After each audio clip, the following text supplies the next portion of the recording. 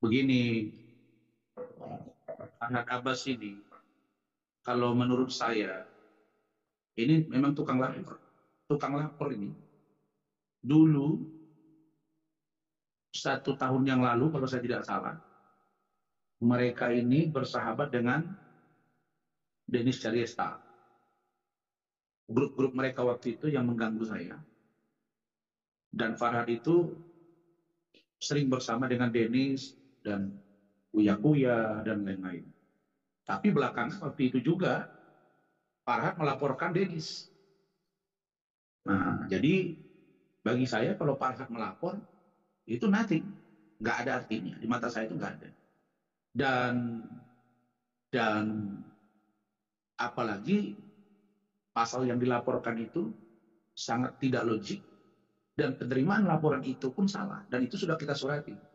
Jadi SPKT itu dan penyidik yang menerima laporan itu telah melanggar ya surat edaran Kapolri dan SOP bahwa terkait dengan undang-undang IT atau informasi transaksi elektronik ITA itu tidak boleh diwakilkan. Itu fakta. Sejak 2 tahun yang lalu itu sudah berlaku. Bahkan saya masih ingat ketika saya menjadi kuasa hukum Pak Jenderal TNI Purnawirawan Haji Muldoko, saya ditunjuk jadi kuasa hukum untuk menjadi kuasa pelapor terhadap saudara Andi Malarangeng.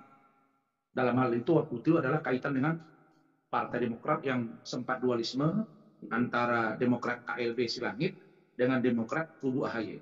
Dan sekarang itu sudah selesai dan pada faktanya AHY lega. Tetapi terkait dengan laporan polisi tidak boleh diwakilkan. Nah, itu diwakilkan jam 1 malam oleh seseorang dan bukan Farhad Abbas pelapornya. Jadi kalau Farhad Abbas ngomong dengan tangan begini, pakai topi, coba Anda perhatiin. Saya lucu aja dengan orang ini. Kemarin rambut panjang, kasih bendo. Nah, ini gaya ini, berkelihatan. Habis itu besoknya sudah pakai jas, kemudian kasih dasi, kasih baret. Nah, kemarin waktu wawancara terkait dengan laporan saya, pakai tangan begini. Rosman itu bosnya saya. Ini orang sakit atau apa? Ya, jadi kalau Farhad ini Allah melarang kita sombong. Mudah-mudahan Allah mengampuni saya istighfar ini. Tapi mudah-mudahan Allah menambah kemuliaan dan kekuatan bagi saya. Farhad itu tidak saya itu, tidak saya. Kenapa saya bilang tidak saya itu? Dia bukan siapa-siapa di mata saya. Dan Farhad itu waktu dia berjaya itu 10 tahun yang lalu. 10 tahun yang sekarang nggak ada. Nggak ada. Dan kalian bisa lihat debat kami di TV dengan dia 2 kali, masyarakat aja yang menilai. Jadi kalau bagi saya, Farhad ini tidak bernilai laporannya, tidak bernilai kata-katanya, dan dan suka ngomong nyeleneh yang menurut saya tidak berdasar. Kalau saya, ya memang saya keras, memang saya tegas, dan public speaking saya memang begitu. Dan itu adalah style orang Medan, terutama orang Batak. Tapi saya ada substansi. Substansi yang saya sampaikan dapat, show-nya dapat. Nah, jadi kalau memang branding yang saya bangun sudah seperti itu, ya saya nggak bisa ubah. Nah, yang menjadi aneh itu kalau hari ini kita rambut pendek, besok kita rambut panjang, kasih bendo, besok ada baju kaos, kemudian kasih jas, terus kasih dasi, ada baret-baret pula di kepala. Itu aneh aja menurut saya. Biar Indonesia menilai lah gitu ya. Begitu. Jadi kalau laporan dia itu sama sekali tidak bernilai di mata saya dan 1000% saya hadapi. Tetapi yang harus dia ingat, laporan saya terhadap dia, meskipun pasalnya 310, 311, tapi unsurnya sudah kita diskusikan dengan tim, dengan ahli dan lain-lain. Ya, makanya saya bilang, Farhad, mau siapapun kau, mau kamu, mau siapa bapakmu, mau siapa mamamu, mau siapa saudaramu, nggak ada urusan, nggak ada urusan. Saya sudah bilang kan, saya formative something, saya bukan siapa-siapa. Dan sekarang menjadi apa? Saya serahkan pada Allah. Tapi jangan ganggu saya. Itu poinnya. Poin yang kedua, tim saya sudah mengkaji percakapan pribadi saya dengan Pak Arhad itu di-up ke media. Sekarang saya tanya Anda, mungkinkah muncul percakapan saya Rahmat Arif dengan seorang Pak Arhad? Percakapan itu didasari munculnya telepon saya kepada dia karena kami sudah ribut di grup WhatsApp namanya Pradi Bersatu. Banyak di situ yang ngasih data ke saya. Saya sudah bilang, kita ini jangan bawa persoalan pribadi ke sini. Bahas ini, bahas itu, sindir sana yang pura-pura ninja lah, inilah, itu. Lah, kalau jantan, antam. Itu yang saya lakukan kepada dia. Lah, saya pribadi bilang sama dia, hei, kau mau apa? Binatang kau. Saya sebut lagi kata-kata yang ya, itu cara saya. Terus kenapa? Apa masalah? Harusnya dia malu bahwa kau itu tidak berani, kau itu penakut, kau itu pengecut. Kalau jago, tantang. Coba suruh dia tantang kata-kata saya. Kalau berani bilang main sama saya di Jakarta saya akan temui dia. Bilang sama. Saya nggak peduli siapa dia. Begitu. Jadi jangan kata-kata orang seolah-olah katanya saya merendahkan dia, menghina dia. Menghina itu melalui mana? Media sosial. Dia misalnya, saya akan bunuh kau. Saya akan matikan. Itu lain cerita. Itu ada pengancaman. Ini private, berdasar, dan saya anggap tidak ada masalah. Justru orang ketawa nengok dia, berarti memang Farhad ini nggak ada nyali kira-kira.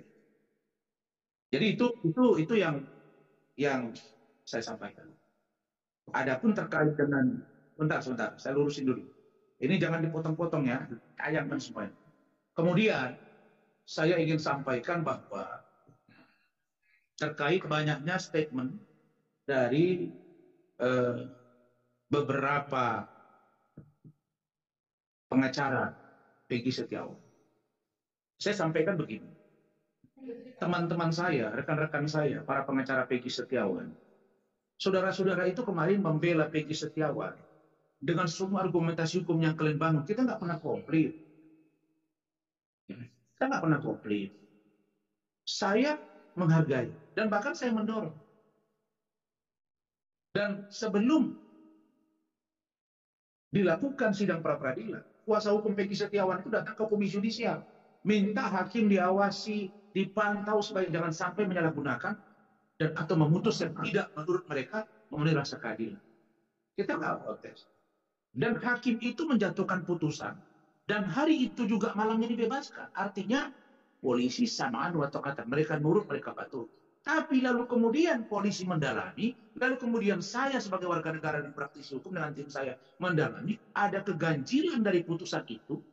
Dan setelah saya baca Perma nomor 4 tahun 2016, kita lihat tugas dan pokok fungsi dan kewenangan dari Badan Pengawas Mahkamah Agung, begitu juga dengan tugas dan pokok fungsi dari Komisi Yudisial, memenuhi syarat untuk kami mengajukan pengaduan.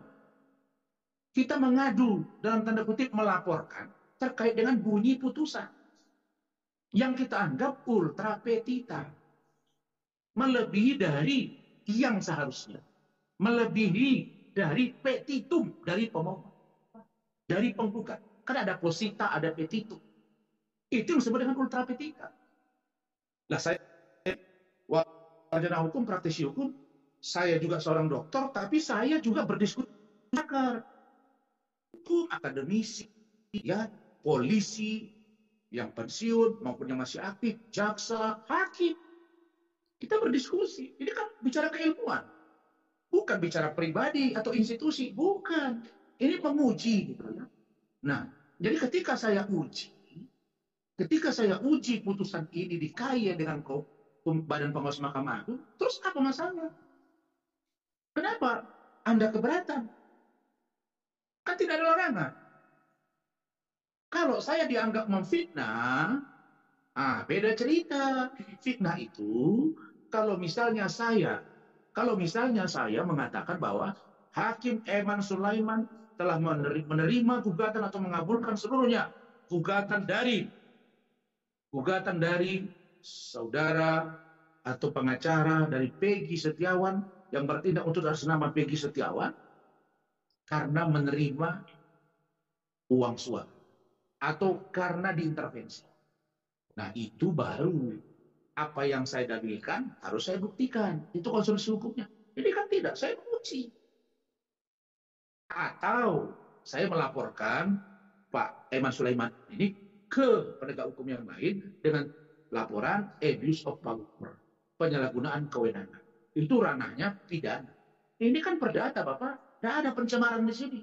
Kalau memang Komisi Yudisial, kemudian Badan Pengawas Mahkamah Agung mengatakan ini sudah memenuhi, ya sudah, jalan, tidak ada masalah. Emang kenapa? Apa nggak boleh diuji? Kalau nggak boleh diuji, berarti tidak boleh dong. Ada yang disebut dengan perma itu.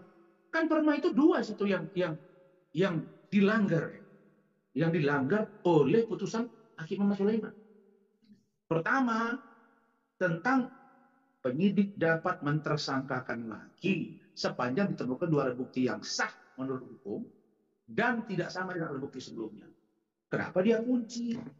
Berita untuk menghentikan penyidikan. Lah, kok sampai ke penyidikan?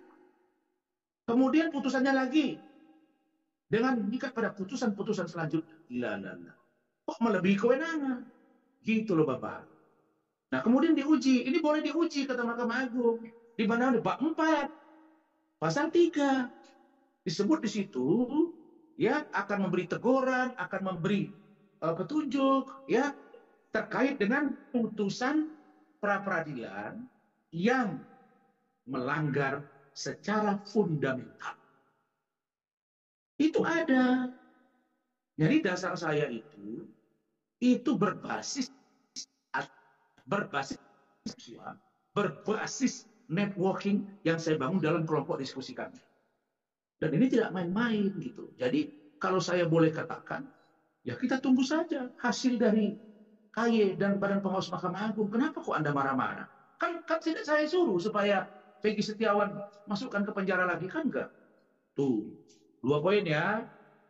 Jadi jangan marah-marah dong. Jangan marah-marah dan nggak usah bilang-bilang sama saya akan A, akan B, terus saya terkesan suruh-suruh orang untuk saya ditakut-takuti. Jangan ya.